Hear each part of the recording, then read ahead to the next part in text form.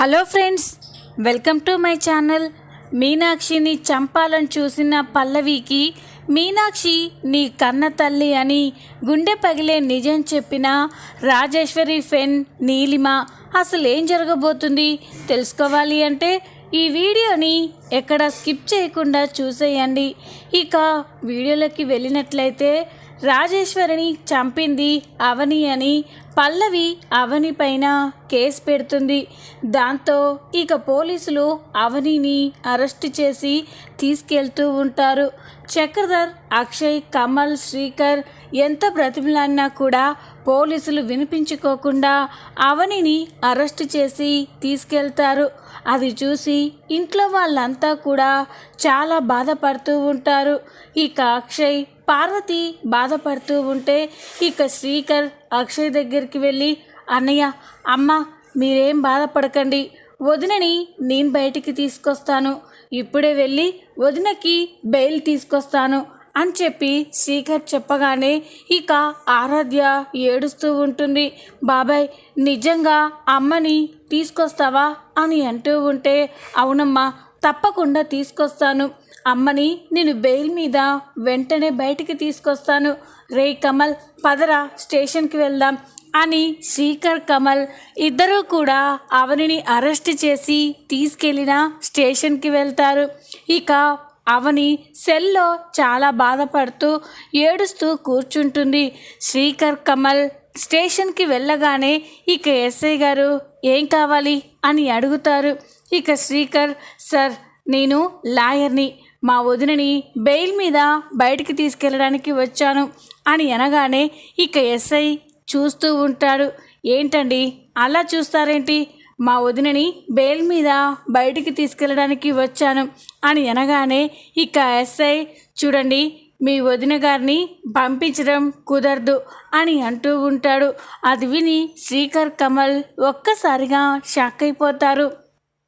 ఇక కమల్, అదేంటండి అలా ఎలా మాట్లాడుతున్నారు, మా వదినని బెయిల్ మీద తీసుకెళ్ళొచ్చు కదా అని అంటూ ఉంటే, లేదు, ఇప్పుడు అవని గారి పైన పెట్టింది మర్డర్ కేస్, ఆ కేసులో అవని గారే రాజేశ్వరి గారిని చంపడానికి అన్ని ఆధారాలు ఉన్నాయి, కాబట్టి ఇప్పుడు ఆమెని బెయిల్ పైన బయటికి పంపించడం కుదరదు అని చెప్పగానే శ్రీకర్, కమల్ షాక్ అయిపోతారు. అది కాదండి అని శ్రీకర్ చెప్తూ ఉంటే ఇక ఎస్ఐ, చూడండి, ఏదైనా ఉంటే కోర్టులో మాట్లాడుకోండి, కోర్టులో బెయిల్కి పిటిషన్ వేసుకోండి, అంతేకాని మమ్మల్ని ఇబ్బంది పెట్టొద్దు, మా రూల్స్ ప్రకారం అవని గారికి బెయిల్ మంజూరు చేయడం కుదరదు అని ఎస్ఐ చెప్పగానే ఇక శ్రీకర్, కమల్ షాక్ అయిపోతారు.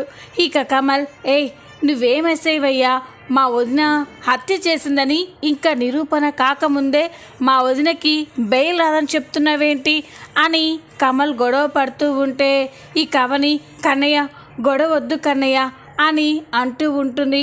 వదిన, ఏంటదిన ఇదంతా అని అనగానే, అదంతా నా కర్మ కన్నయ్య, ఎలా జరగాల్సింది ఉంటే అలా జరుగుతుంది, నువ్వు మాత్రం గొడవ పెట్టుకోవద్దు అని అవని చెప్తూ ఉంటుంది.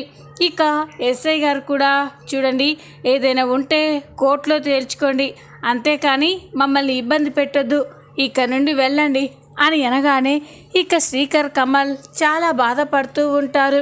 ఇక శ్రీకర్, కమల్ అవని దగ్గరికి వెళ్ళి బాధపడుతున్న అవనిని ఓదార్చుతూ ధైర్యం చెప్తూ ఉంటారు. ఇక శ్రీకర్, వదిన, నువ్వేం బాధపడకొదినా, ఎలాగైనా నువ్వు ఏ తప్పు చేయలేదని నిరూపించి నిన్ను బయటికి తీసుకొస్తాను అని అంటూ ఉంటే, నాకు తెలుసు శ్రీకర్, నాకు మీరంతా ఉండగా నాకు ఎలాంటి భయం లేదు, మీరు జాగ్రత్తగా ధైర్యంగా ఉండండి, అమ్మని, అత్తయ్యని, ఆరాధ్యని బాగా చూసుకోండి అని అనగానే, అలాగా వదిన అని బాధపడుతూ కమల్, శ్రీకర్ ఇంటికి వెళ్తారు. మరో పక్క కమల్, శ్రీకర్ అవనిని తీసుకొస్తారు అని పార్వతి, ఆరాధ్య, అక్షయ్లు ఎదురు చూస్తూ ఉంటారు. ఇక కమల్, శ్రీకర్ ఒట్టి చేతులతో వచ్చేసరికి అందరూ కూడా షాక్ అయిపోయి బాధపడుతూ ఉంటారు. ఇక ఆరాధ్య, బాబాయ్, అమ్మని తీసుకొస్తానని వెళ్ళారు కదా, అమ్మ ఎక్కడ, వెనకాల వస్తుందా అని ఆరాధ్య చూస్తూ ఉంటుంది. ఇక అక్షయ్, పార్వతి కూడా ఏంట్రా అవనిని బెయిల్ పైన తీసుకొస్తానని వెళ్ళావు కదా, ఏం జరిగింది అని అక్షయ్ అడగగానే ఇక శ్రీకర్ సారీ అన్నయ్య, వదినకి బెయిల్ ఇవ్వడం కుదరదని ఆ ఎస్ఐ తేల్చి చెప్పేశాడు అని అనగానే ఇక అక్షయ్, పార్వతి, ఆరాధ్య ఒక్కసారిగా షాక్ అయిపోతారు. ఇక పార్వతి, ఏంట్రా మీ వదినకి బెయిల్ ఇవ్వకపోవడం ఏంటి అని అంటూ ఉంటే, అవునమ్మా, ఆల్రెడీ వదిన పైన మర్డర్ కేసు ఫైల్ అయిపోయింది, ఆ కేసు కూడా చాలా స్ట్రిక్ట్గా తీసుకున్నారు, అందుకే వదినకి బెయిల్ ఇవ్వడం కుదరదని చెప్పారు, ఏదో ఒకటి కోర్టులో తేల్చుకోమని తెగేసి చెప్పేశారమ్మా అని అనగానే ఇక అక్షయ్, పార్వతి, ఆరాధ్యలు చాలా బాధపడుతూ ఉంటారు. ఇక ఆరాధ్య ఏడుస్తూ ఉంటుంది. శ్రీకర్, కమల్ ఆరాధ్య దగ్గరికి వెళ్ళి, అమ్మ ఆరాధ్య, నువ్వు బాధపడొద్దమ్మా, ఎలాగైనా అమ్మని నిర్దోషి అని నిరూపించి మేం బయటికి తీసుకొస్తాం అని శ్రీకర్, కమల్ ఆరాధ్యని ఓదార్చుతూ ఉంటారు. ఇక మరోపక్క పల్లవి అయితే తన తల్లి ఫోటో దగ్గరే కూర్చొని ఏడుస్తూ ఉంటుంది. అప్పుడే పల్లవికి ఎస్ఐ ఫోన్ చేస్తాడు. ఎస్ఐ నుండి ఫోన్ రాగానే పల్లవి ఫోన్ లిఫ్ట్ చేసి, చెప్పు ఏంటి విషయం అని అనగానే, మేడం మీరు చెప్పినట్టుగానే అవనిని అరెస్ట్ చేసిన అరగంటలోనే వాళ్ళ మర్దులిద్దరూ కూడా బెయిల్ పైన బయటికి తీసుకెళ్ళడానికి వచ్చారు అని అనగానే పల్లవి షాక్ అయిపోతుంది. మరి నువ్వేం చేశావు అని అనగానే, చెప్పాను కదా మేడం, ఎట్టి పరిస్థితుల్లో ఆ అవనికి బెయిల్ ఇవ్వడం అని అదే చేశాను, ఆ అవనికి బెయిల్ ఇవ్వడం కుదరదని తేల్చి చెప్పాను, ఏదైనా ఉంటే కోర్టులో తేల్చుకోమని గట్టిగానే వార్నింగ్ ఇచ్చాను మేడం అని అనగానే, వాళ్ళేమన్నారు అని అంటుంది. ఏమంటారు, సైలెంట్గా అక్కడ నుండి వెళ్ళిపోయారు అని ఎస్ఐ చెప్పగానే పల్లవి అయితే చాలా సంతోషపడుతుంది. ఇప్పుడు అవని ఏం చేస్తుంది అని అనగానే, సెల్లో కూర్చొని వచ్చినప్పటి నుండి ఏడుస్తూనే ఉంది మేడం అని అంటూ ఉంటుంది. అదంతా దొంగ ఏడుపులు, చేసిందంతా చేసి ఇప్పుడు ఏమీ తెలియనట్టు ఏడుపు నటిస్తుంది, ఎట్టి పరిస్థితుల్లో దానికి బెయిల్ ఇవ్వకూడదు అని అనగానే, అలాగే మేడం నేను చూసుకుంటాను అని ఎస్ఐ చెప్పి ఫోన్ కట్ చేస్తాడు. ఇక పల్లవి అయితే చాలా సంతోషపడుతూ నవ్వుకుంటూ ఉంటుంది.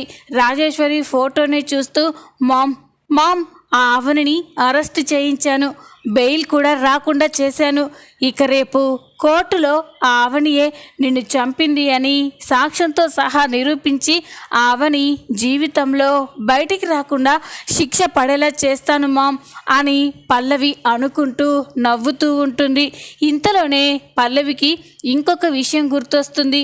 ఆ అవని సంగతి ఎలాగో కోర్టు చూసుకుంటుంది, మరి మా అమ్మ చావుకి కారణమైన ఆ మీనాక్షిని కూడా వదిలిపెట్టకూడదు, ఆ అవని మా మామ్ని నాకు ఎలా దూరం చేసిందో నేను కూడా దాని అమ్మని దూరం చేసి ఆ బాధ ఎలా ఉంటుందో అవనికి తెలిసేలా చేయాలి, కన్న తల్లి చనిపోతే ఎంత బాధ ఉంటుందో ఆ అవనికి తెలియాలి, అలా తెలియాలి అంటే మీనాక్షి ఉండకూడదు అని పల్లవి అయితే చాలా క్రూరంగా ఆలోచిస్తూ ఉంటుంది.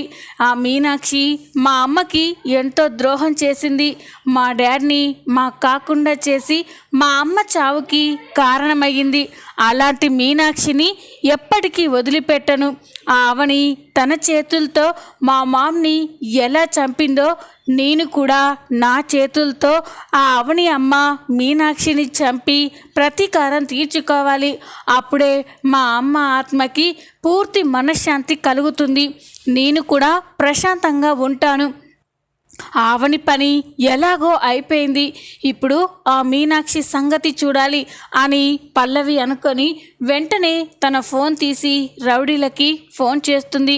ఆ రౌడీకి మీనాక్షి గురించి అన్ని డీటెయిల్స్ చెప్పి ఆ మీనాక్షిని నా చేత్తో నేను చంపాలి, అలా చంపితేనే నాకు ప్రశాంతత, మా అమ్మ ఆత్మకి శాంతి కలుగుతుంది, ఆ మీనాక్షి ఒంటరిగా బయటికి వచ్చినప్పుడు నాకు ఇన్ఫామ్ చేయండి అని అనగానే ఇక రౌడీలు కూడా సరే మేడం అని చెప్పి ఫోన్ కట్ చేస్తారు.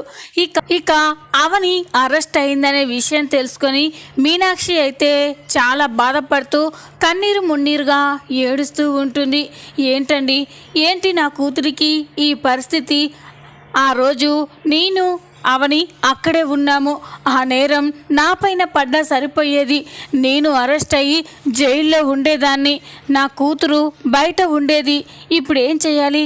నా వల్ల నా కూతురు జైలుకి వెళ్ళింది అని మీనాక్షి అయితే ఏడుస్తూ ఉంటుంది. ఇక చక్రధర్ మీనాక్షిని ఓదారుస్తూ, బాధపడకు మీనాక్షి, అవని ఏ తప్పు చేయదు. ఆ దేవుడు మనకి ఏదో ఒక దారి చూపిస్తాడు. ఖచ్చితంగా అవని నిర్దోషిగా బయటికి వస్తుంది అని చక్రధర్ మీనాక్షికి ధైర్యం చెప్తూ ఉంటాడు. నా కూతురు అక్కడ ఎలా ఉందో ఏంటోనండి, తిన్నదో లేదో ఒక్కసారి నా కూతుర్ని చూసేస్తాను అని మీనాక్షి అయితే అవనిని చూడడం కోసం జైలుకు బయలుదేరుతుంది.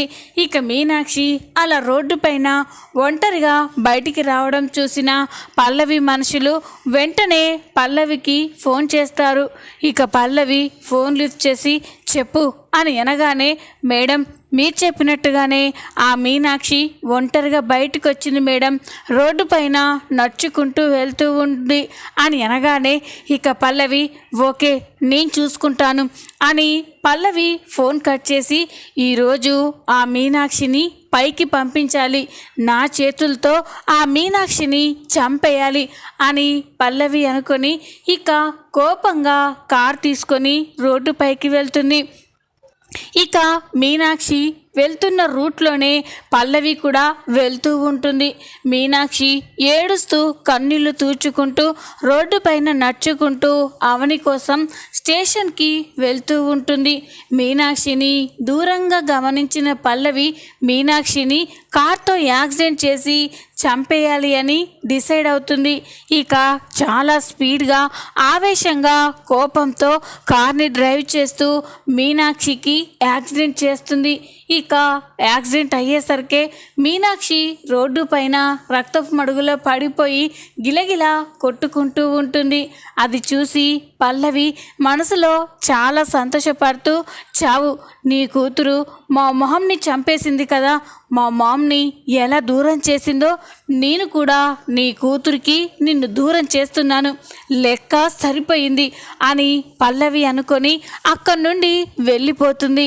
పల్లవి వెళ్ళిపోయిన తర్వాత మీనాక్షి అలా రోడ్డుపై ఉండడం చూసి అక్కడున్న కొంతమంది దగ్గరలో ఉన్న హాస్పిటల్లో అడ్మిట్ చేస్తారు.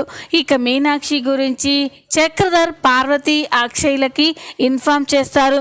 ఆ విషయం తెలుసుకొని అందరూ కూడా హాస్పిటల్కి వస్తారు. ఇక మీనాక్షికి ఐసీయూలో ట్రీట్మెంట్ జరుగుతూ ఉంటుంది.